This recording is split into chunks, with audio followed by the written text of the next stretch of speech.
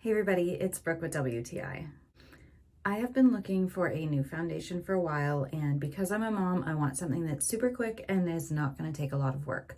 I also have had a really dry skin lately, so I needed something that was not going to be cakey or just make my skin look extra dry.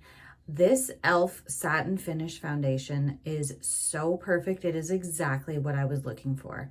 I love the consistency of it. It is so light and it gives perfect medium coverage. I love that it has a pump that is super handy so that it won't get spilled if I knock it over or if one of my kids knocks it over. I really love the look and the feel of this. I like to use setting powder after, and it will last all day long, which I really love. If you're looking for a new foundation that isn't going to break the bank and gives you a nice fresh looking face with a matte finish, I highly recommend this one by e.l.f. I absolutely love it, and I think you will too, and that's my point of view.